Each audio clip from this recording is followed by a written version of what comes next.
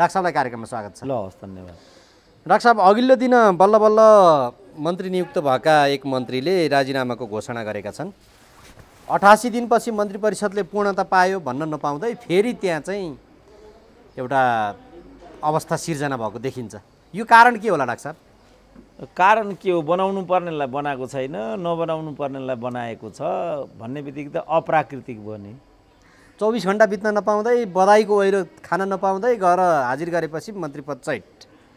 अब त्यो 24 घण्टा पनि मैले लेख्दा धेर भयो। 1 घण्टा पनि मन्त्री हुने हैसियत राख्दैन जो सांसद होइन। त्यो चाहिँ एकदम संविधान विरुद्ध, संविधानवादको विरुद्ध जो हरकत गरिराखेका छन् त्यस्तालाई त अझ दण्डित गर्नुपर्ने। अब राजीनामा मात्रै मैले लेख्दा पर्याप्त हुँदैन। अब कसरी त्यहाँ त्यसरी पुर्याइयो, त्यो के गरेको, कसले गरेको, तिनीहरूलाई समेत लतारेपछि मात्रै यो प्रक्रियाले पूर्णता पाउँछ। अहिले नै त्यो प्रक्रिया पूर्ण हुँदैन। काङ्ग्रेस मैले जेलनेल भोगेको छु काङ्ग्रेसको कोटाबाट भनेर सरकारले प्रोटेक्सन गर्दै थियो, उहाँले हठात किन राजीनामा घोषणा गर्नुभयो? होइन, उहाँ त अलिकति कुलको छोरो हो, हमाल भनेपछि अलिकति माथिल्लो कुलको भयो, लज्जाबोध भयो होला। फेरि जसले उनलाई बनायो उनकै सिंहासन डगमगाउन थालेपछि चोलेन्द्रलाई अदालत नै पस्न दिन्न भन्न थाले यिनै हिजो यो प्रतिगमनको कुरा गर्ने वकिलहरू। अब तिनै वकिलको आधारमा चोलेन्द्र शमशेरले जागिर खाएको। अब तिनै वकिलले चाहिँ तिमीलाई यहाँ पस्नै दिन्नौ भनिसकेपछि अनि कसरी जागिर खानु त? उनले जागिर खाने अवस्थै भएन। त्यसपछि जसको कारणले आफू मन्त्री भइएको छ उसैको जागिर डगमाउन थाल्यो भने त त्यो निरीह मान्छे त्यहाँ मन्त्री भइरहन कसरी सम्भव हुन्छ र? अलिकति मानवीय संवेदना चाहिँ भएकै मान्छे रहेछ। यदि उनले राजीनामाको निर्णय गरेको हो भने त्यो निर्णय उपयुक्त समयमा आइराखेको छ। तर चोलेन्द्र शमशेरलाई चाहिँ सर्वोच्चमा प्रधान न्यायाधीश भइरहने अधिकार छैन। उनको राजीनामापछि मात्रै यो प्रक्रियाले पूर्णता पाउँछ। अब हमालको राजीनामाले त्यो सुरुवात मात्रै गर्छ, त्यो पूर्ण हुँदैन। हो डाक्टर साहब, यहीँनिर पुरा। अब जसले नियुक्त गर्यो उसको सिंहासन डगमगाउन थाले पछाडि नियुक्त खाएको व्यक्तिले राजीनामा घोषणा गर्यो। नियुक्त खाने व्यक्तिले त चलखेल गरे होइन, नियुक्त गराउने व्यक्तिले चलखेल गरेको हो भनेपछि डाक्टर साहब प्रश्न त जसले दिन पर्ने त्यसले पो राजीनामातिर त्यता पो मोडिनु भयो होइन? भनिसकेँ नि मैले, यो सुरुवात मात्रै हो। अब यसको पूर्णता त्यो बेला हुन्छ जब चोलेन्द्र शमशेरले, जस्तो भनौँ न केपी ओलीकै भनौँ न, केपी ओलीको कुरा स्वैच्छाचारितासँग नसम्बन्धित थियो, कुनै प्रतिगमनसँग सम्बन्धित त थिएन। तर उनीहरूले चाहिँ प्रतिगमनै हो भन्ने कुरा पुष्टि गर्न खोजे लगभग। र जो हिजो कान्तिपुरको ब्यानर न्युजमा जो 4-5 जना पूर्व प्रधान न्यायाधीश र बारका अध्यक्षहरूको चाहिँ तस्बिरसहितको यसबारेको प्रतिक्रिया थियो, तिनीहरूले पनि यसको जिम्मेवारी लिनुपर्छ। अन्टसन्ट भन्दै हिँड्ने कुरा होइन नि। केपी ओलीले स्वेच्छाचारिता मात्रै गरेका हुन् र उनीसँग त्यो गर्नुको विकल्प थिएन भन्ने कुरा यताका 90 दिनले पुष्टि पनि गरेका छन्। हाउस चल्न सक्दैन, सरकारले पूर्णता पाउन सक्दैन, बल्ल बल्ल बनाएको मन्त्री यस्तो भएर निस्किन्छ भने यसको विकल्प हाउस विघटन गरेर जनताबाट न्याय माग्नुको, जनताबाट फैसला माग्नुको कुनै विकल्प बन्छ? डाक्टर साहब, यसरी त यो नेपाली काङ्ग्रेसले पनि अनुहार त पोतो नि होइन, किनभने प्रोटेक्सन गर्दै थियो। सरकार स्वयं प्रोटेक्सनमा उत्रिएको थियो काङ्ग्रेसको कोटाबाट मन्त्री भएको भनेर। बाहिर सतहमा जुन जुन कुराहरू आएर जे कारणले उनले राजीनामा दिए, यो त यसले अवस्था के देखायो त डाक्टर साहब? अनि यसले त नेपाली काङ्ग्रेस त अब नाङ्गो नै हो। प्रचण्डले कसरी समाजमा अनुहार देखाउँछन् त्यो मात्रै विषय हो। प्रचण्डले त हिजो भर्खरै चितवनमा गएर के भन्यो भने गठबन्धन भत्कने ठुलो दुर्घटना, अब टरो बल्ल मन्त्री परिषदले पूर्णता पाए भन्दै थिए, फेरि एकजना मन्त्री खुस्किहाले। उनले त त्यति मात्रै भनेनन्, यो नेपाली काङ्ग्रेसबाट भएको नियुक्ति हो, यसमा चाहिँ बबन्डर गर्नुको तुकै केही छैन भनिरहेछ उनले। हो, अब तुक छैन भने किन राजीनामा दिएको त उनले? फेरि हुम्लामा म आफै घुमेर आएँ, त्यो सीमाको समस्या जसरी यिनीहरूले भनेका छन् त्यस्तरी हुँदै होइन। त्यो खालि चीनलाई नङ्ग्याउने कुरा मात्रै, चीनलाई एक्सपोज गर्ने कुरा मात्रै भयो। त यो सबै कुरामा प्रचण्ड ढाल बन्नु कतिको शोभा दिन्छ भन्ने कुरा हो। जस्तो एमसीसीको कुरा पनि त्यही छ। यो एमसीसी भन्ने वस्तु गरेकै प्रचण्डहरूले हो। अब अहिले मलाई चाहिँ सुरेन्द्र केसीले एमसीसीको विरुद्धमा आवाज दिएन भनेर टोकस छन्। मैले गरे हो र एमसीसी? म त भन्दैछु एमसीसीलाई नेपाली जनताले मन पराएको छैन, तर यो हामीले गरेको होइन। जसले गरेको उसकै चाहिँ मानो खाएर सुरेन्द्र केसीले एमसीसीको विरोध गरेन भन्दै हिँड्नु कतिको सुहाउँछ मैले यो भनेको? होइन डाक्टर साहब, त्यो त विरोध त अब सो विवेकले व्यक्तिले गर्ने कुराहरू भयो, विरोध समर्थन त्यता रहेन। मुख्य कुरो यो राजनीति के भएको, जस्तो मुख्यमन्त्री बन्छन्, यसो चाहिँ अब बधाई थापौँ केही न केही यसो मन्त्रालय बुझ्दै मुख्यमन्त्री चैट एक ठाउँ होइन दुई ठाउँतिर, अर्को मन्त्री बन्छ, मन्त्री भनेको 24 घन्टाभित्र मन्त्री चट, अर्को फेरि यहाँ चाहिँ मन्त्री पद उसलाई किन मन्त्री नबनाएको भनेर यहाँ विरोधमा उत्रिरहेका छन्। जस्तो यो चाहिँ प्रदीप यादवलाई मन्त्री नबनाएको भनेर उपेन्द्र यादव विरुद्ध कार्यकर्ताहरू नारा जुलुसमा उत्रिएका छन्। मेटमणि चौधरीको त आफ्नै कुण्ठा छ बिचरा। यो के भएको डाक्टर साहब राजनीति? होइन, अब राजनीति जब पदमा केन्द्रित हुन्छ भने अर्थ के हुन्छ र? जस्तो एउटा भोको मान्छेलाई उसको गन्तव्य त एक प्लेट भात हो नि त। तपाईँ भोकाएको बेला जन्तीमा पार्टीमा कहीँ गएर तपाईँ लाइनमा लाग्नुहोस्, तपाईँलाई खानामा कत्रो व्यग्रता हुन्छ, त्यहीँ भागदौड मचिँदैन? यी त त्यस्तै खालका खाना जन्मिएका खाइदेऊहरू न हुन्। अब भात खराउले भात खान पाएन भने अनि जन्तीको घरै आगो लाउँदैन भने भोकले मर्न आँटेको हुन्छ, 4 घन्टा हिँडेर आएको हुन्छ ऊ, अनि भतेरमा बस्छ भात खानको लागि, अनि आफ्नो भागमा आउने बेलामा चाहिँ भाँडामा मासु सक्यो भात सक्यो भन्दैपछि अनि उसले थाल फुटाउँदैन। त्यही भएको यो। अब गजेन्द्र हमाल जो उद्योग मन्त्री नियुक्त भए उनले राजीनामाको घोषणा गरेका छन्। आजै अब अहिले हामी सुटिङ गरिरहेका छौँ, 10 बजे उनले त्यो बुझाउँदैछन् भनिएको छ। प्रधानमन्त्रीले किनभने नेपाली काङ्ग्रेसले आफैले कोटाबाट ल्याएको भनेको छ, स्वीकृति गर्ने सम्भावना रहन्छ रहँदैन डाक्टर साहब राजीनामा? स्वतः स्वीकृति हुन्छ नि, किनभने उनले स्वीकृति गरे। सांसदबाट पनि फेरि राजीनामा दिउँ, फेरि केही दिनपछि फिर्ता लिउँ, त्यो बवण्ड बिचमा अलिअलि चलखेल हुने यस्तो भएको भएर मैले यो भनेको डाक्टर साहब। होइन होइन, त्यो हुन सक्ने भयो, तर फिर्ता लिउँ मात्रै भएन नि। आफूलाई मनपर्दोको भयो भने त फिर्तै नलिने पनि त हुन्छ नि। 14 जनाको कुरा त्यही हो, त्यसले गर्दा हाउस अहिले अवरुद्ध भइराखेको छ। त्यसकारण हामीले सुरुदेखि के भनेको भने राजनीतिलाई चाहिँ स्वार्थले नचलाउँ न, राजनीतिलाई प्रशासनिक तरिकाले प्रयोग नगरौँ न, राजनीतिलाई त राजनीति रूपले प्रयोग गर्नु पर्यो। राजनीति भनेको त नैतिकता, सदाचार, जवाफदेहिता, जिम्मेवारी, जनसेवा, यो हो नि त राजनीति भनेको। अब त्यो नैतिकता, सदाचार, जिम्मेवारी यी सबै त अहिले न्यायालयले धरि कुल्चियो भन्ने कुराहरू आएको छ डाक्टर साहब। त्यो गौण कुरा भयो। कस्ता मान्छे त्यहाँ न्यायाधीश बनाइयो भन्ने कुरा मैले हिजोदेखि भनेको होइन। यो सर्वोच्च अदालत भन्ने यसलाई अहिले न्यायालय भन्नुकै कुनै अर्थ छैन।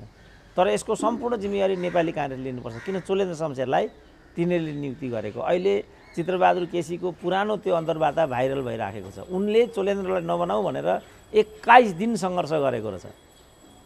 अन्त्यमा एमालेकै, अहिले जो एमाले नै कोपमा पर्यो चोलेन्द्र शमशेरले गर्दा, तिनै एमालेहरूले त्यहाँ के भनेको छ, ती एमाले भनेको राजेन्द्र पाण्डे, सुरेन्द्र पाण्डे, भीम रावल, माओवादी भनेको वर्षमान पुन, टोपबहादुर रायमाझी र गिरिराजमणि पोखरेलहरू हुन्। उनीहरूसँग चाहिँ चित्रबहादुर केसीको द्वन्द्व पर्यो। यो मान्छे गलत छ, यो घुसिया हो, भ्रष्ट हो, यसलाई न्यायाधीश बनायो भने भोलि प्रधान न्यायाधीश पनि हुन्छ, यसले राजनीतिलाई नै यसले विषाक्त बनाइदिन्छ, यो गल्ती नगरौँ भनेर सुनवाई समितिमा चित्रबहादुर केसीले 21 दिन प्रतिरोध गरेको रहेछ। त्यसपछि टोपबहादुरले भनेछन्, दाइ हजुरले भनेको कुरा त सही हो, तर प्रचण्ड र अरू नेताहरूले बालुवाटारमा भाग बुझिसकेका छन्, अब चोलेन्द्रको नियुक्तिलाई कसैले रोक्न सकिँदैन। अब फल भोग्छ नि थाङ्नाहरू। यो त परिणाम मात्रै हो नि। चोलेन्द्र जस्तो अहिले हामीले यो राजीनामा दिनेवालाको कुरा गऱ्यौँ होइन, उनको त के दोष छ, बनाउनेले जिम्मेवारी लिनु। त्यसो भने चोलेन्द्रको के दोष छ, बनाउनेले जिम्मेवारी लिनु पर्यो। नरहरि आचार्यले यसको जिम्मेवारी लिनुपर्छ। उनी कानुन मन्त्री हुँदा यिनलाई चाहिँ सर्वोच्चमा लगिएको छ। लाँदा पनि यसरी लगिएको छ कि को पछि को प्रधान न्यायाधीश हुने भन्ने क्यालकुलेसन पनि मिलाउँदै मिलाउँदै मिलाउँदै मिलाउँदै अनि चोलेन्द्र शमशेरलाई त्यहाँ लगिएको छ। त्यही बेला चित्रबहादुर केसीले प्रतिरोध गरेका छन्।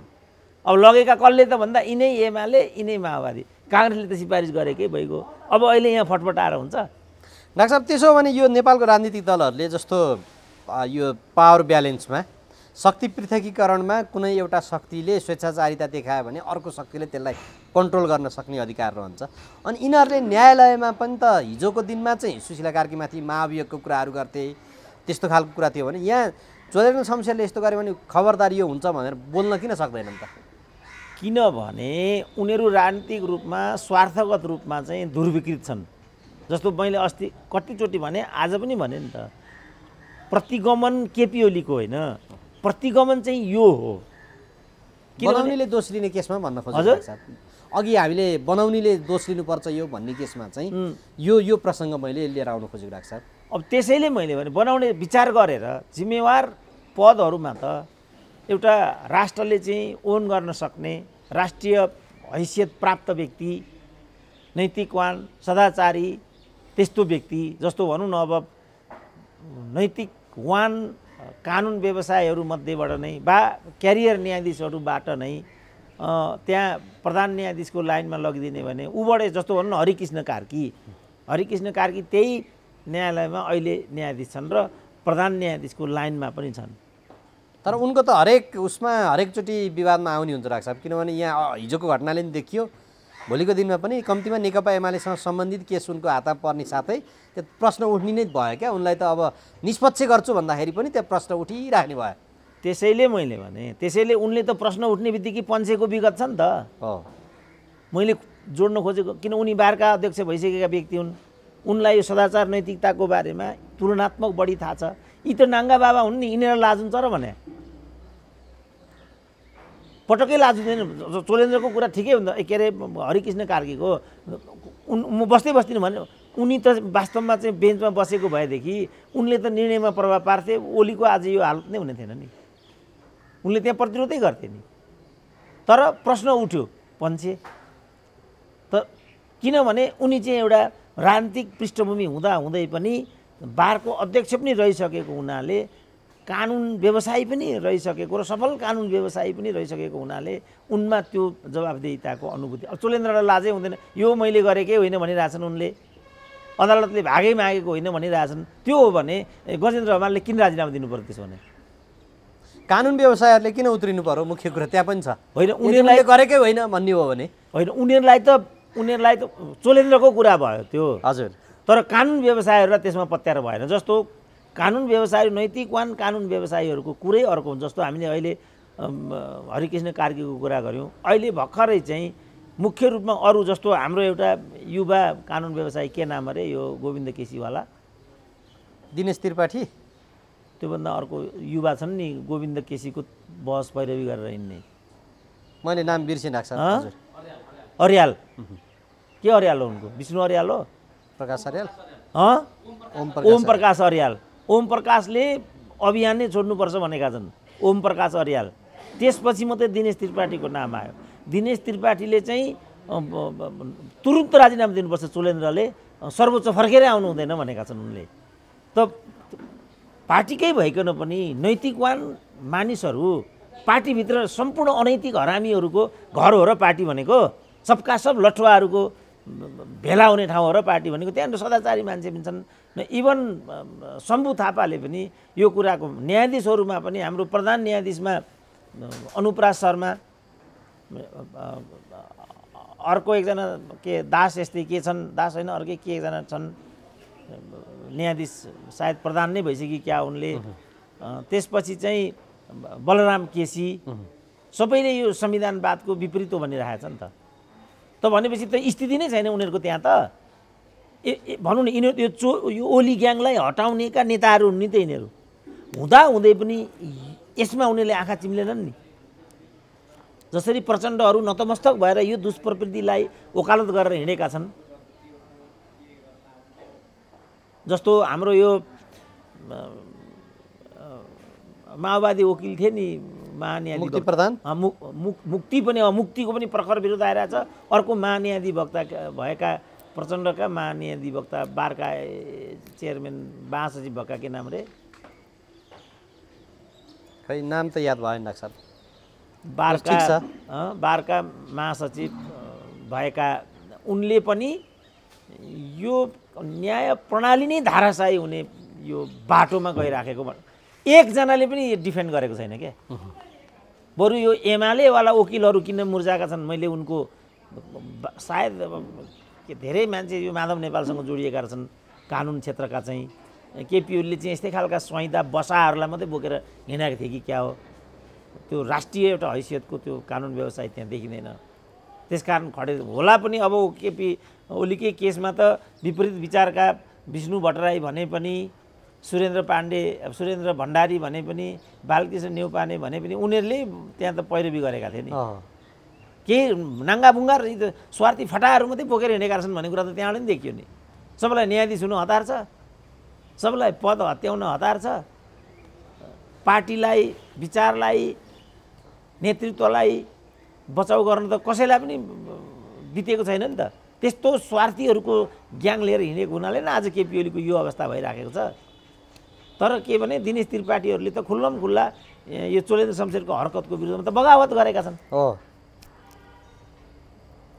त्यो कारणले गर्दाखेरि चाहिँ अब त्राहिमामको स्थिति भयो। तर यिनीहरूलाई अझै यिनीहरूलाई चाहिँ म यिनीहरूप्रति मेरो त्यत्रो ठुलो उच्च एउटा प्रशंसा छैन। किनभने हिजैबाट गल्ती भएको छ यो। यिनीहरूले यसरी नै अदालत भागभण्डा गरेर हत्याउने, अन्य पदहरूमा चाहिँ मिलीभगत गर्ने, बिचौलियाको काम गर्ने, अनि पद चाहिँ हत्याउने लामो एउटा श्रृङ्खला छ। हामीले चाहिँ लोकतन्त्रमा त लोकतान्त्रिक आचरण पो दिनुपर्छ त। रमन श्रेष्ठ, त्यो अघि मैले भनेको कानुन व्यवसायीको नाम, एकजना पनि स्थापित कानुन व्यवसायीले यो केसमा चोलेन्द्र शमशेरको बचाउ गर्न खोजिराखेको छैन। त्यही त डाक्टर साहब, अब यहाँ यो सबै गर्दाखेरि यो अघिकै प्रश्न फेरि दोहोरिन सक्छ। अब चोलेन्द्र शमशेरले के गर्नुपर्छ त? नैतिकता देखाउनु पर्छ वा पर्दैन होला? हामीले चाहिँ के भन्न सक्छौँ? त्यो त फुलपातीमा पर्सेको राँगालाई कसाईले बचाउनु पर्छ कि काट्नुपर्छ होला त भनेर हुन्छ? ऊ काट्न कृत सङ्कल्पित छ, राँगो अब त्यहाँ गयो। चोलेन्द्र शमशेरले यो अदालत नसिद्धिएकन विश्रामै लिँदैनन् मैले देख्दा। अब यति मात्रै होइन, यिनीहरूले त अब मन्त्री यो भयो, अब राजदूत पनि यो जुन परमादेशको ग्याङमा बसेका जो न्यायाधीशहरूले एउटा एउटा उनीहरूलाई राजदूत पनि दिन्छु भने एउटा एउटा, अब चोलेन्द्रको सम्धिलाई उहाँ इन्डियाको राजदूत बनाउने भनिसकेका छन् यिनीहरूले। अब विश्राम लिन्छन् त यिनीहरूले। एको लज्जा त्याज्यम सर्वत्र बिजी, यी त नाङ्गा बाबा हुन्। यिनीहरू त लोकतन्त्रको नाममा खानको लागि अखाडामा उत्रेका मान्छेहरू हुन्। यिनीहरू लोकतान्त्रिक हुन् र यिनीहरू कम्युनिस्ट हुन्। यिनीहरू त्यो बेइमान ठगहरू हुन् यिनीहरू। जब मान्छे आदर्शबाट च्युत हुन्छ, आशा गर्ने ठाउँ के हुन्छ? राँगो छटपटिँदैमा कसैले काट्न रोक्छ? दिल्लीमा मलाई एउटा काम गर्ने मान्छे के मेरो यताउता सघाउने एकजना महिला आएकी थिइन्। यताउता कुरा गर्दा घोडी अगर घाँस से सम्झौता करेगी तो खाएगी क्या भनेर भन्थे क्या। अब घोडाले घाँससँग सम्झौता गर्यो भने अनि कसरी टाँगा तान्ने त? यिनीहरू त्यस्तै हुन्। भनेपछि आगामी दिनमा अबको दिनमा, किनभने यो त अब विवाद सतहमा आयो, छताछुल्ल भयो, यी समग्र परिदृश्यले आगामी दिनमा तपाईँले भन्नुभयो जस्तै सम्झौता गर्दै अगाडि बढ्छन्। यहाँ चाहिँ अब विरोध गर्ने विरोध गरिराख्छन्, काम गर्नेले काम गरिराख्छन्, खानेले खाइराख्छन्। डाक्टर साहब, त्यो त गौण कुरा भयो, खाइराखेको छ। वाइट बडीको के भयो, 38 क्विन्टलको के भयो, 33 केजीको के भयो, बालवटार के भयो, त्यो त केटाकेटी कुरा सिद्धिहाल्यो।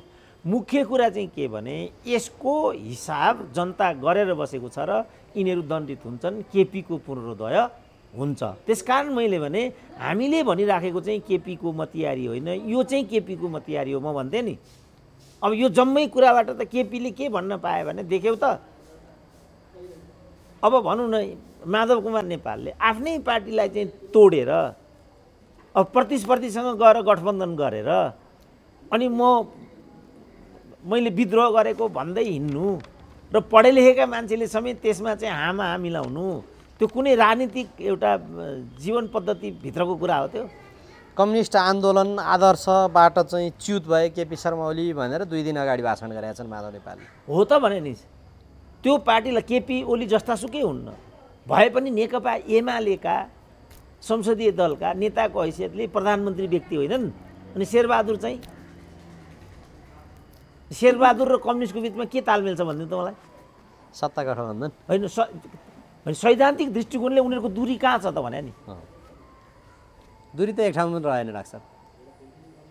केपी ओलीसँग त उनीहरूको आन्तरिक प्रतिस्पर्धा मात्रै हो, अन्तरसङ्घर्ष त्यो त हुन्छ नि पार्टीमा। पुष्पलाललाई नै भनौँ न, 6 सालमा पुष्पलालले पार्टी स्थापना गरेन कम्युनिस्ट पार्टी, उनलाई 8 सालमा निकालियो। पेलेको पेलै, ठेलेको ठेलै, पेलेको पेलै, ठेलेको ठेलै, 25 सालसम्म पर्खेनन् उनले। 25 सालमा चाहिँ कम्युनिस्ट आन्दोलनै समाप्त पार्ने निदो भइसकेपछि बल्ल उनले गोरखपुरबाट चाहिँ आफ्नो लाइक माइन्डेडहरूलाई लिएर चाहिँ कम्युनिस्ट आन्दोलनको चाहिँ पुनर्गठन सुरुवात गरे। 6 देखि 25 भने चाहिँ कति भयो? 17, 18, 19 वर्ष त उनले 17 वर्ष जति त उनले। अब यहाँ कम्युनिस्ट आन्दोलनको नाममा माओवादलाई हाँकिरहेका प्रचण्डले हिजै भर्खरै चितवनमा पुगेर अब केपी शर्मा ओलीले अझै बढी चाहिँ नि केही गर्न खोजे भने राजनीतिबाटै फालिदिन्छु भनेर भाषण गरेका छन् लाग्छ। फाल्छन् कि के हो? त्यो त उनले फालेर फालिँदैन, किनभने फाल्ने कि नफाल्ने भन्ने कुरा राजाका पालामा राजाले निदो गर्थे, लोकतन्त्रमा जनताले निदो गर्ने हुन्। अब श्रृङ्खला हेर्ने भने फालिएका उनी छन्। 4 जना मान्छे मन्त्री बनाउँछन्, ठुल्ठुलो गफ गर्ने 50-60 जनाको सेक्युरिटी पाएका छन्। यति नै हो प्रचण्डसँग अहिले? न जनयुद्ध छ, न लोकतन्त्र छ, न प्रधानमन्त्री छन्। छ र केही पनि छैन। तर यो सब कुरालाई जनताले कसरी हेरेको छ त?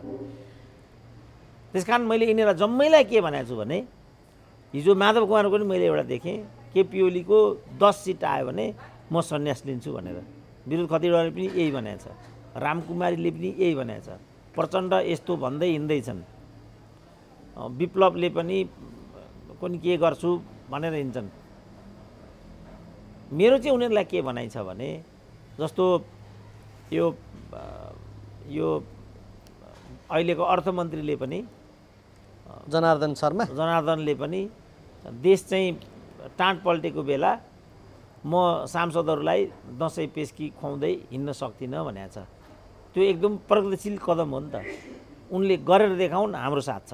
एक, माधव कुमार नेपालहरूले जे भनेका छन् त्यो भन्दै हिँड्ने होइन। भोलि भएन भने त्यो सिद्ध गरून्, अनि मात्रै यस्तो कुरा गरून्। प्रचण्डको कुरा पनि त्यही हो। केपी ओलीको बारेमा उनलाई त्यस्तो लागेको छ भने जनतामा जाउन् र केपी ओलीलाई किनारा लगाउन्। त्यसपछि उनले जस्तो अहिले भनौँ न, अहिले वास्तवमा राजनीतिक रूपमा सत्ताको हिसाबले त केपी ओलीलाई किनारा लगाए प्रचण्डले, यो कुरा त सत्य हो। तर उनको त्यसमा गौरव गर्ने स्थिति छ कि छैन त? किनभने स्थायित्व र वाम एकताको पक्षमा जनताले मतदान गरेको, यसले त त्यसलाई भाँड्यो। यसमा उनले गौरव गर्ने स्थिति हो कि होइन? गौरव गर्नेमा त डाक्टर साहब उनले त एउटा वडाध्यक्ष नि जितिँदैन कि क्या हो? जीवनको उत्तरार्धमा म त एक्लै हुन्छु कि क्या हो? होइन आत्महत्या गर्नुपर्छ कि क्या हो? उस्तै परे पार्टी विघटन, यस्ता खालका भाषणबारी पछिल्लो दिनमा किन आउँछन् त? गौरव गर्ने भए त यस्तो हुँदैन थियो होला। होइन, त्यो पुरानो कुरा भइगयो। त्यसमा हामीले बोली पनि सक्यौँ। त्यो बोल्ने मान्छेले यो के भनेको त? फेरि आफू वार्ड अध्यक्षमा निश्चित छैन भने केपी ओलीलाई किनारा लगाइदिन्छु भन्नुको बिचमा त विरोधाभास भएन? चुनाव प्रणाली चाहिँ नि ध्वस्त नबनाइकन अब त सांसद उ गर्नै सकिँदैन भन्ने खालको पनि भाषण छ। होइन, 5-10 करोडै लाग्छ भन्दै थिए। त्यो चाहिँ भनिगयो नि, त्यो गएको हप्ताको कुरा भयो। अहिले उनले के भने म केपी ओलीलाई ठेगान लगाइदिन्छु। त्यसमा हामी डिबेट गर्दैछौँ। राजनीतिबाटै फालिदिन्छु भनेका छन् अझ। त्यसकारण मैले उनीहरूलाई के सुझाव दिएको भने तिमीहरू यस्तो भन्दैन हिँड, तिमीहरू यो अनुसारको गर अनि भन कि जस्तो मैले भने उनले चाहिँ केपी ओलीलाई वास्तवमा किनारा लगाएको कुरा त सत्य हो। अब यसमा गौरव गर्ने उनलाई स्थिति छ कि छैन त? मैले भनेको किनारा लगाएको त सत्य हो। केपी ओलीलाई किनारा लगाउने नाममा उनले चाहिँ नेपाली काङ्ग्रेसलाई अगाडि बढाए। राजनीतिक रूपमा यो कतिको मिल्छ त भनेको?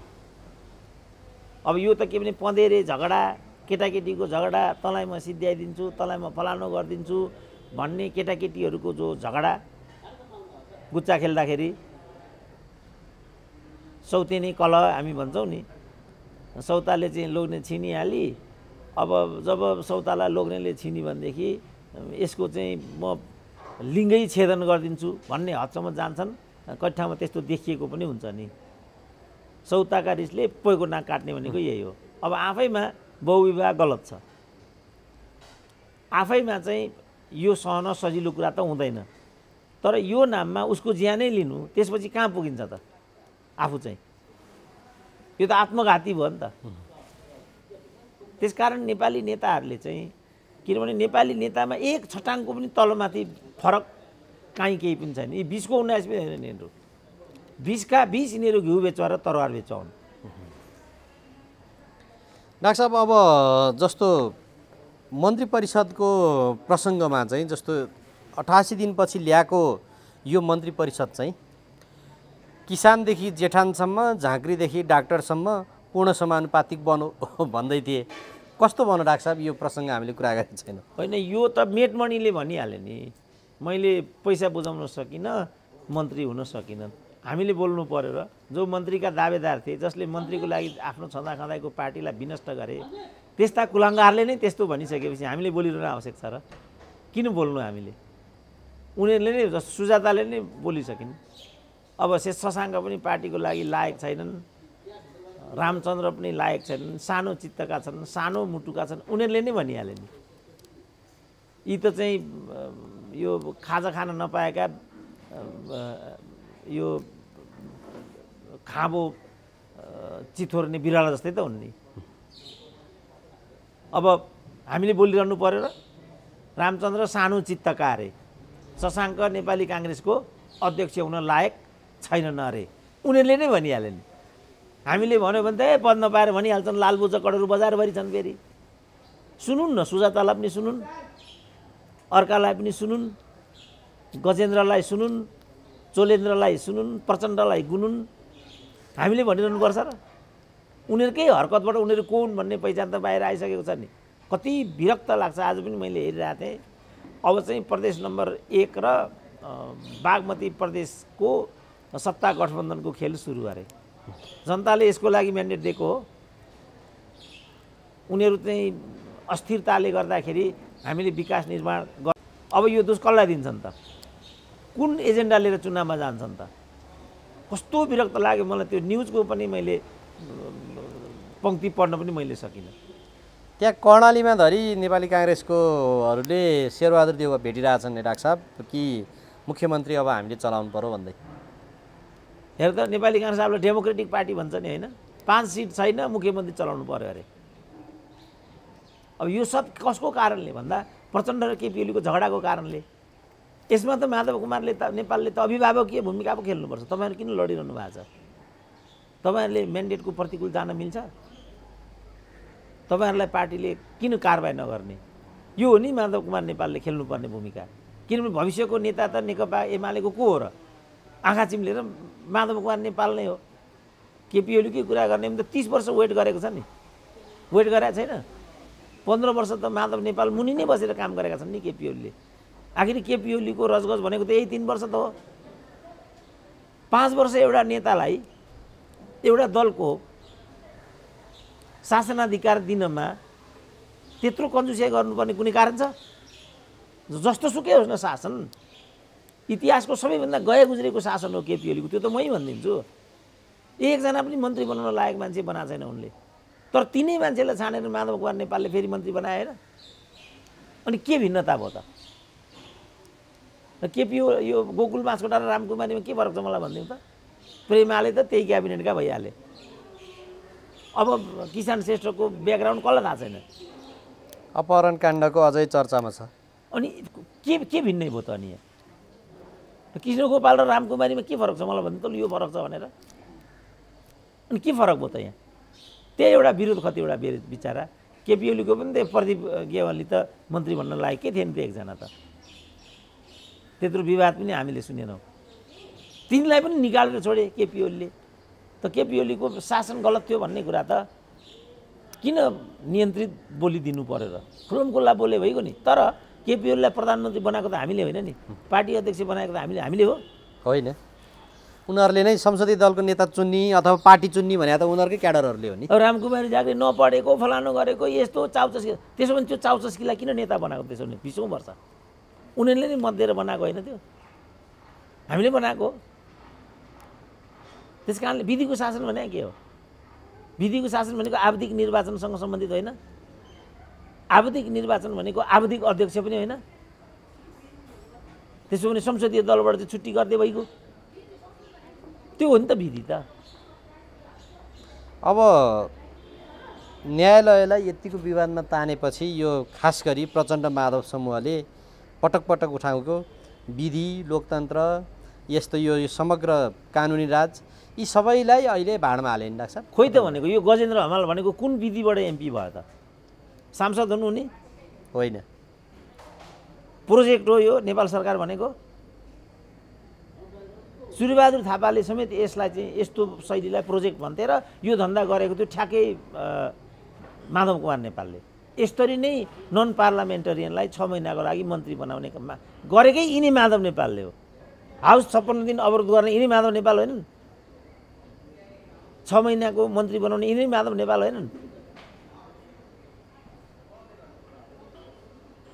माधव नेपाल त डाक्टर साहब जनताले म्यान्डेट दिएर तपाईँ चाहिँ अब नजानुस् भनेर 2 ठाउँबाट चुनाव हारिकन पनि प्रधानमन्त्री होइन, प्रधानमन्त्री बने नि। अनि त्यो विधिको शासनको कुरा गर्ने प्रचण्डले नै होइन उनलाई चाहिँ सांसद बनाएको?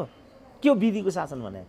यी नाङ्गा बाबा हुन्, यस्ताको कुरै नगर्नु, बरु गाई बिउँसु गधा कुकुर कुखुराको कुरा गर्नु मैले देख्दा फलदायी हुन्छ। यिनीहरूको त कुरै गर्नु मैले देख्दाखेरि निष्प्रयोजनशील लाग्न थाल्यो मलाई। त्यसो हो भने हिजोको दिनमा यो नागरिक समाज जसलाई भनिन्छ उत्रिन्थे, कहिले बालुवाटारमा जान्थे, पानीका फोहरा पनि खान्थे, त्यो नागरिक समाज यो नाङ्गो रूप चाहिँ नि यसरी राजनीतिक दलहरूले र सरकारले देखाउँदाखेरि किन चुप बस्छ त? किनभने नेपालमा 2-3टा कुरा छैनन्। एउटा बौद्धिक छैन, मिडिया छैन, नागरिक समाज छैन। त्यसपछि यस्तो हुन्छ। पहिला ऊ नागरिक समाज हुनु पर्यो नि त। नागरिक समाज हुन्छ तिनीहरू पार्टीको कार्यकर्ता पनि नागरिक समाज हुन्छ, पार्टीको कार्यकर्ता न्यायाधीश हुन्छ, पार्टीको कार्यकर्ता मिडिया हुन्छ। भनेपछि यो केपी शर्मा ओलीको पार्टीको मात्रै कार्यकर्ताहरू नागरिक समाजमा रहन्छन् डाक्टर साहब? उनले कम संरक्षित गरेको रहेछ भन्ने देखियो। किनभने अधिकांश मानिसहरू माधव कुमार नेपाल र अन्य पार्टीसँग भन्ने देखियो। जस्तो माओवादीको त त्यही अवस्था हो हिजैदेखि। त्यही कारण उसले सर्वोच्चमा एउटालाई पनि न्यायाधीश बनाउन सकेन। त्यही कारण त सर्वोच्चमा उसको अहिले एउटा पनि न्यायाधीश छैन नि। अब अहिले बार चाहिँ माओवादीको पकडमा भएको हुनाले बारले यहाँ भूमिका खेलिरहेको छैन नि। किनभने प्रचण्डको लाइन हो यो, बार प्रचण्डको लाइनमा छ अहिले। त्यस कारण बार आइज कि आइज भनिरहेको छ नि ओम प्रकाशहरूले। दिनेश त्रिपाठी मुक्ति भनेको त माओवादी के हुन् नि, अर्को रमण भनेको माओवादी के हुन् नि त। आउनु पर्यो कि आउनु पर्यो भनिरहेछन्। माओवादीको अफिसियल लाइनको चाहिँ बारको अध्यक्ष भएको हुनाले ऊ आउँदैन। अब यस्ता मान्छे कसरी नागरिक समाज हुन्छन् भनेको मैले चाहिँ। जस्तो त्यो पहिलो लुगा लाउनेको कुरा आइरहेछ नि त, एक शब्द चुइक खगेन्द्र शङ्करलाई चाहिँ एक शब्द चाहिँ निकालेछन्। यो जेठु काण्डमा अलिकति चाहिँ बोलिरहेछ। अब अरू त थुप्रो त्यो चाहिँ फोहरा खानेहरू, केपी ओलीलाई चाहिँ बाँदरको मकैको बाँदरको ठालो बाँदर यो भन्नेहरूको त मुखर आवाज त हामीले सुनिरहेका छैनौँ। हामीले हिजोदेखि भनेको यो काम नगरौँ, हाम्रो लागि कोही पनि तेरो मेरो हुँदैन। नागरिक समाजको, बौद्धिकको, मिडियाको पनि तेरो मेरो हुन्छ। इस्युको आधारमा चाहिँ वकालत गर्ने हो। नागरिक समाज भनेकै त्यही हो नि। जस्तो अहिले दिनेश त्रिपाठीको, ओम प्रकाशको हामीले कुरा गऱ्यौँ नि। दिनेश त्रिपाठी, ओम प्रकाश अरू कतिको कुरा गऱ्यौँ। जस्तो अब शम्भु थापाकै कुरा आयो, बलराम केसीकै कुरा आयो, न्यायाधीशहरू। त्यो न्यायाधीश भइकन जस्तो अब कल्याण श्रेष्ठ जो यो परिस्थितिका निर्माता हुन्, उनी त बोलेका छैनन् नि। खोइ त कल्याण श्रेष्ठ अहिले यो सबको पछाडिबाट, पर्दा पछाडिबाट खेल्ने पात्र त कल्याण श्रेष्ठ हुन् नि। खोइ त कल्याण श्रेष्ठ। किनभने यिनीहरू चाहिँ अनडेमोक्रेटिक एउटा संस्कारको मान्छेले कहिले पनि त्यो जनताको आवाज बोल्न जान्दो रहेछ क्या। त्यो डेमोक्रेटिक संस्कारबाट आएको चाहिँ जस्तो यो त्रिपाठी भने पनि, यो बलराम भने पनि, अनुपराज भने पनि बोले नि त उनीहरू। यिनीहरू त ढुङ्गो बोल्नेवाला छैनन्। अनडेमोक्रेटिक एउटा संस्कारबाट आएको यस्तो किसिमको आचरण हुँदो रहेछ भन्ने कुरा चाहिँ यिनीहरूको हरकतबाट देखिन्छ। डाक्टर साहब, यो केही दिन अगाडि केपी शर्मा ओलीले मिडिया पनि चुक्यो, मिडियाले पनि खबरदारी गरेन भन्थे। डाक्टर साहबले अघि अब भन्न त भनिहाल्नुभयो, मिडिया पनि यी केसहरूमा चुक्दै गएको छन् कि अहिलेको विश्लेषण मिडियाले कसरी गरेको छन् भन्ने देख्नु भएको छ डाक्टर साहब? राम्रै छ। कान्तिपुरको त ब्यानर रोल नै छ। उसले यो सब दुष्प्रवृत्तिको विरुद्धमा आवाज दिइरहेछ। हिजो केपी ओलीको विरुद्धमा हो कि भने जस्तो देखिन्थ्यो, हामीलाई पनि त्यस्तो लाग्थ्यो। तर अहिले उसले त्यो कुरामा चाहिँ कन्जुस्याइ गरेको म देख्दिनँ। उसले मुखर ढङ्गबाट नै यी विकृति विसङ्गतिको विरुद्धमा संविधानवादभन्दा माथि चोलेन्द्र शमशेरको दुष्कर्म हो भन्ने कुरामा चाहिँ ऊ चुकेको म पाउँदिनँ। बा उसको चोलेन्द्रसँग मात्रै द्वेष हो कि किन विगत समयमा मानहानि लगायतको प्रकरण आएको रहेछ त्यहाँ। अब त्यहाँ मात्रै द्वेष हो कि लेनदेनमा हो कि के हो त्यो भन्न सकिँदैन। तर ऊमा मौनतै छ भन्ने चाहिँ मलाई लाग्दैन। 2-4 दिनको ब्यानर न्युज इत्यादि हेर्दाखेरि मुख्य कुरा चाहिँ के भने नेपालको मिडिया पार्टिसन छ। त स्वार्थन्तताबाट चाहिँ ऊ समाचार सम्प्रेषण गर्ने, लेख रचना, अन्तर्वार्ताहरूको धन्दा गर्ने यो गर्छ। मुख्य कुरा चाहिँ उसको त्यही रवैयाले गर्दा केपी ओलीलाई विनष्ट गरे उनीहरूले। एक्सपोज गराउने काम मात्रै त्यहाँबाट ज्यादा भयो र प्रायोजित एक्सपोजिसनहरू त्यहाँबाट भएर गए। त्यसकारण लोकतन्त्रमा मिडियाले यस्तो भूमिका खेल्ने होइन। लोकतन्त्रमा ऊ मुखर मात्रै भएर पुग्दैन, ऊ व्यावसायिक मात्रै भएर पुग्दैन, ऊ चाहिँ के भने जवाफदेही हुनुपर्छ। समाजले के चाहिरहेको छ, समाजमा के भइराखेको छ, जस्तो यो अदालतकै कुरा अब भनौँ न, यो कहीँ पनि यहाँ समाज छैन नि, कहीँ पनि यहाँ लोकतन्त्र छैन नि। तर यो भन्ने त सीमित मान्छेहरू मात्रै थियौँ नि हामी। यो प्रतिगमनसँग सम्बन्धित नै थिएन नि, यो खालि स्वेच्छाचारीसँग मात्रै सम्बन्धित थियो। केपी ओलीको दम्ब र अहङ्कारको मात्रै नतिजा थियो यो। तर राजनीतिक रूपमा बिगारेको त माधव नेपाल र प्रचण्डले हो नि त। प्रचण्डले 2.5 वर्षको कुरा छोड्नै हुँदैन थियो नि। प्रचण्डले 2.5 वर्षको कुरा नछोडेको भए केपी ओलीको सान्दर्भिकता त 2.5 वर्ष अगाडि नै सिद्धिन्थ्यो नि। त्यसपछि माधव कुमार नेपालले अभिभावकीय भूमिका खेलिदिएको भए आजको रोदन आउने नै थिएन नि।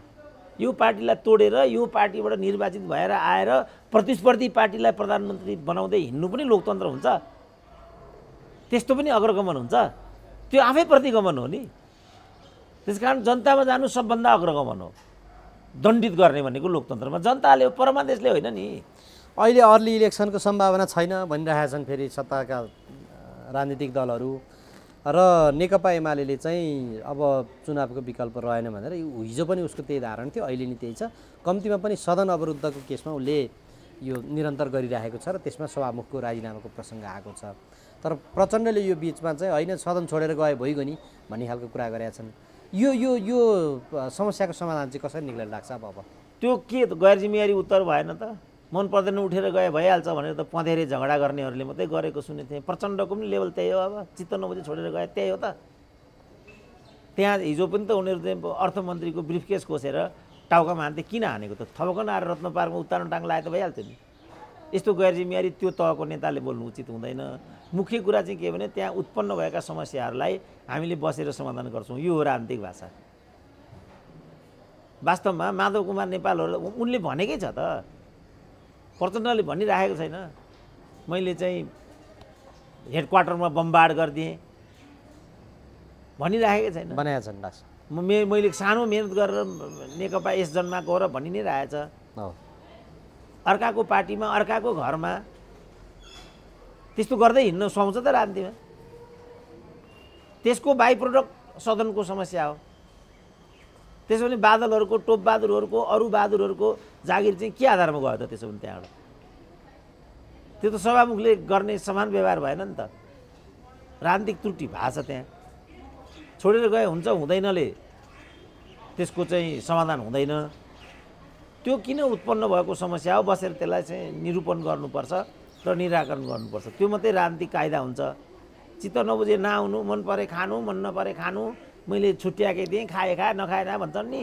यो अलिकति गैर जिम्मेवार गृहिणीहरूले पनि त्यस्तो भनिरहेको हुन्छ नि। त्यो सही शैली होइन नि। चित्त बुझे खानु, चित्त नबुझे नखानु, मन पर्दो खानु, मन नपरेको फालिदिनु, के भने हो त्यस्तो? त्यस्तो पनि भन्न पाइन्छ? त्यस्तै लाग्यो मलाई तिनको त्यो टिप्पणी। त्यो राजनीतिक टिप्पणी होइन।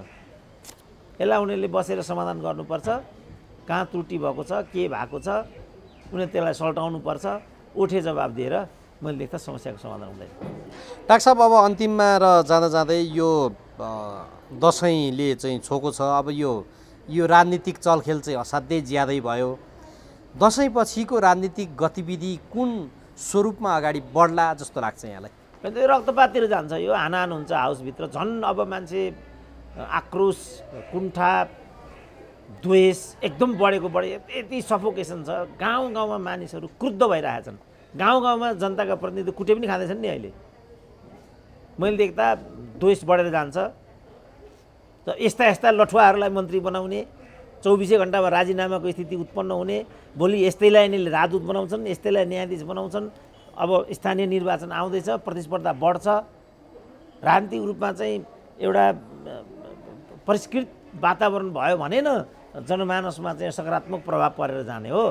त्यो नहुने बित्तिकै त एउटा नकारात्मकता बढेर जान्छ, मान्छेमा कुण्ठा द्वेषहरू बढेर जान्छन्। अनि त्यस्तो बेलामा त रक्तपातभन्दा प्रतिर, हानाहानभन्दा प्रतिर के हुन्छ र? मैले देख्दा धेरै हदसम्म नेपाल अब माओवादीले त भनि पनि सक्यो कि वाइसिएलको पुनरावृत्ति हुनुपर्छ र 64 सालमा फर्किनुपर्छ। जाइ लाग्नुहोस् भनेर निर्देशन गइसक्यो। त जे परेको बेहोर्छु त भनि नै सकेको छ। अब उहाँ हाम्रो महेश बस्नेतले भनिसके तिमीलाई मनहराइबाटै अगाडि जान दिन्न भनेर के भने हो र? त्यो डनलाई ठिक लाउँछु भनेको छ प्रचण्डले। अनि मलाई डन भन्ने भनेको त हो उनले, डनको देखाइदिउँ ताई भनेको त हो उनले। अब यस्ता डन राजनीतिमा सर्वत्र छन्, यस्ता लठुवारलाई मन्त्री बनाएर हिँड्छन्। अनि के हुन्छ त्यहाँ? त्यहाँ त हुने त हानाहानै हो। राजनीतिमा त विनयशीलता चाहियो, राजनीतिमा चाहिँ सक्षमता चाहियो, राजनीतिमा विशेषज्ञता चाहियो, सामाजिकता चाहियो, हार्दिकता चाहियो। राजनीति भने त त्यो हो नि त। तर यिनीहरूको शैली हेर्दाखेरि बिल्कुल गुन्डागर्दीको शैली देखिन्छ, जहाँ चाहिँ लठुवाहरूलाई मन्त्री बनाउने, छाडा बोल्ने, खुल्लम खुल्ला भ्रष्टाचार गर्ने, गऱ्यो भने गरे के गर्छ? यो त पँधेराको झगडा भएन भने यस्तो पनि राजनीति हुन्छ? यसले चाहिँ पार्ने प्रभाव भनेको मैले देख्दा द्वन्द्व हो र द्वेष हो। र द्वन्द्व र द्वेषले चाहिँ, कुण्ठाले चाहिँ मैले देख्दा हिंसा बढाउँछ, अराजकता बढाउँछ। नेपालको राजनीति त्यतातिर डोरिँदै गरेको देख्छु। अब भविष्यमा हेर्दै जाउँ के हुने हो। डाक्टर साहब, जाँदा जाँदा यो पार्टीभित्रको, नेकपा पार्टीभित्रको घर झगडाले यो सिर्जित समस्या हो यो समग्र हेर्दाखेरि। तर यो परिदृश्यमा चाहिँ यो नेपाली काङ्ग्रेसका सभापति जो बुढा नीलकण्ठमा बसिरहेका थिए, उनलाई चाहिँ लगे, प्रधानमन्त्री पद टक्राए, त्यस पछाडि यो समग्र परिदृश्य निर्माण भयो। अब यिनले चाहिँ नेपाली काङ्ग्रेसलाई र स्वयं व्यक्तिलाई पनि हिजो जुन असक्षमको बिल्ला भिर्दै थिए र त्यसमा चाहिँ अब पाँचौँ पटकमा केही न केही सुधार आउँछ र हुन्छ, यो समग्र चाहिँ हिजोका दागहरू चाहिँ मेटिन्छन् भन्ने खालको अपेक्षाहरू गरिरहेका थिए मान्छेहरूले। त्यहाँ चाहिँ अरू दागहरू झन्झन लागेर झन्झन गनाउने अवस्थामा पुर्याउँदै जाने भयो डाक्टर साहब। यो कस्तो हुन्छ भने दाग लागिसकेको, कलङ्क लागिसकेको, एकचोटि स्वास्नी अथवा लोग्ने फेर्ने बानी लागेको मान्छेले त्यो बानी कहिले पनि छोड्दैन। यो डाक्टर उपेन्द्र देवकोटाको छोरी अपहरण गर्ने अपहरणकारी चाहिँ त्योभन्दा पहिला त्यस्तो मुद्दामा परिसकेको र यिनै न्यायाधीशहरूले घुस खुवाएर चाहिँ उन्मुक्ति दिएको अपराधी रहेछ। पछि त्यसले डाक्टर उपेन्द्र देवकोटाको छोरी अपहरण गर्यो। त्यसकारण जो मानिसको आपराधिक मानसिकता हुन्छ, त्यो आपराधिक मानसिकता भएको मान्छेले स्वयंलाई त्यो अपराध मनोवृत्तिबाट उन्मुक्त गर्ने सम्भावना एकदमै कम हुन्छ। अब असक्षम नेताहरू भए ठाउँमा आउँ, असक्षम नेताले दोहोऱ्याएर तेर्याएर मन्त्री प्रधानमन्त्री हुँदा त त्यो असक्षमतालाई त अझ प्रवर्धन पो गर्ने हो। किन असक्षमताबाट नै मन्त्री प्रधानमन्त्री भइँदो रहेछ भन्ने कुरा त स्थापितै छ नि त। जस्तो अपहरणको कुरा, किसान श्रेष्ठको मन्त्री बनाए, कार्बन डाइअक्साइडवालालाई मन्त्री बनाए, रामकुमारीको संस्कार पनि हामीलाई थाहा नभएको होइन, त्यो विधिबाट मन्त्री भइँदो रहेछ भन्ने थाहा पाएपछि त मान्छेले सडकमा मान्छे कुर्दै हिँड्छ नि त भोलि। अब शेरबहादुरले यो विधिबाट नै प्रधानमन्त्री पद हत्याइ आएको विगत छ। जहिले पनि शेरबहादुर प्रधानमन्त्री भएका छन् भने यस्तै अवस्थामा भएका छन्। प्राय निर्वाचित भएर त शेरबहादुरले कहाँ प्रधानमन्त्री जित्या छ र? जस्तो मनमोहनको मध्यावधि पछि पहिलोचोटि यिनी प्रवेश गरे। त्यसपछि 56 सालमा गिरिजाले कृष्णप्रसाद भट्टराईलाई चाहिँ पदच्युत गरिसकेपछिको विकृत राजनीतिक परिदृश्यबाट चाहिँ शेरबहादुरको उदय सुरु भयो। शेरबहादुरको स्वाभाविक रूपमा उदय भएकै छैन नि। पछिल्लो कालमा उनी प्रधानमन्त्री भएका बेला पराजितै भएर अहिलेको नियति बेहोर्दैछन्। अब 60वटा सिट छ, प्रधानमन्त्री भएर हिँडिरहेछन्। 300 को हाउसमा 60 सिट हुने पनि प्रधानमन्त्री हुन्छ। लोकतन्त्रलाई मान्ने भने त जनताले त प्रतिपक्षमा बस भन्ने म्यान्डेट दिएको होइन। अनि कसरी प्रधानमन्त्री हुन्छन् त शेरबहादुर? सबै कृत्रिम छ। त यो सबलाई प्रयोग गरेर उनी फेरि पार्टीको अध्यक्ष हुनेतिर छन्। अब सुजाताको हिजोको कठालो सुर्काई तपाईँले देखिहाल्नुभयो होला। उनको सम्भावना बढेको बढै छ। मोलतोल लेनदेन किनबेचका कुराहरू पनि हुन्छन्, त्यस्तोमा पनि शेरबहादुर त कुख्यातै छन्। अनि शेरबहादुरको मनोवृत्ति बदलिने त परिदृश्यले नै देखाउँदैन। अब बदलियो भने हाम्रो शुभकामना छ, बदलिउन्। तर यो जुन उनको विगत छ, उनी जसरी प्रधानमन्त्री हुने गर्छन् त्यसले उनलाई सुधारको बाटोमा लैजान्छ भन्ने सम्भावना म एकदमै कम देख्छु। अर्को एउटा असक्षमको बिल्ला फेरि भिर्नी भयो त यो राजनीतिक सक्षम असक्षम त यस्तो जङ्गली देशमा को सक्षम को असक्षम छोडिदिउँ। खालि एउटा भूमिकामा पुगेको मान्छेले जस्तो त्यही हाउसभित्र प्रदीप गिरी पनि छन् नि। प्रदीप गिरीले त आफूलाई कहिले पनि नङ्ग्याएका छैनन् नि। त्यसो भने के प्रदीप गिरी चाहिँ विजय गच्छतार भन्दा पनि गए गुज्रेका मान्छे हुन् त? कृष्ण गोपाल भन्दा पनि तल हुन् त के अरे प्रदीप गिरी? सक्षम असक्षमको चाहिँ हामीले चाहिँ मानक बनाउन सकेका छैनौँ। हाम्रो झगडा चाहिँ सक्षम असक्षमको मानक निर्माण गरौँ भन्ने हो। लोकतन्त्रका जे आधारभूत चरित्र हुन्छन् ती चरित्रहरूको जगमा उभिएर लोकतन्त्रलाई अझ परिष्कृत गराउँ न। र यसको मापनको आधार चाहिँ यसले आम जनतालाई के दियो के दिएनलाई भनौँ न। जस्तो मैले राजेन्द्र श्रेष्ठ भन्ने एउटा सङ्घीयवादीको मैले स्ट्याटस बिहान देखिरहेको थिएँ। हरेक कदममा कर, हरेक ठाउँमा महँगी, विकृत सङ्घीयता हामीले अवलम्बन गर्यो। अब सबभन्दा ठुलो सङ्घवादी त्यस्तो भन्छ। त्यसकारण सङ्घीयताको विरुद्धमा होइन नि मान्छेको अभिमत। सङ्घीयताले जुन परिणामहीन एउटा परिदृश्य खडा गर्यो त्यसपछि सङ्घीयतामाथि त प्रश्न उठ्यो।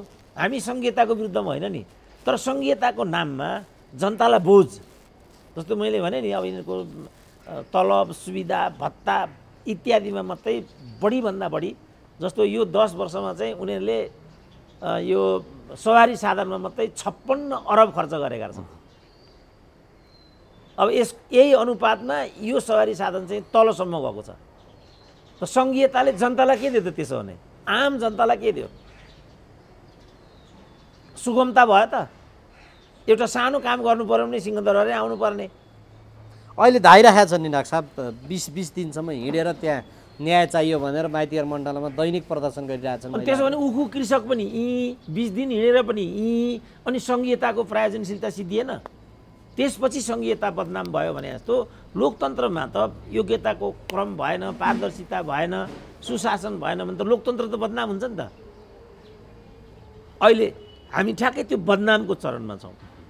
यसलाई सुनाम दिन सक्दाखेरि क्षमता सिद्ध हुन्छ अनि मात्रै ऊ सुध्रेको हो कि होइन भन्ने कुरा। जस्तो भनौँ न 25 जनाको सीमा राखिदिएको छ संविधानले, नत्र शेरबहादुरले 50 जनाको क्याबिनेट बनाउँथ्यो होला भनेर उनकै साथी एकजना किशोर नेपालको लेख पढेर आउँदैछु म सिधै।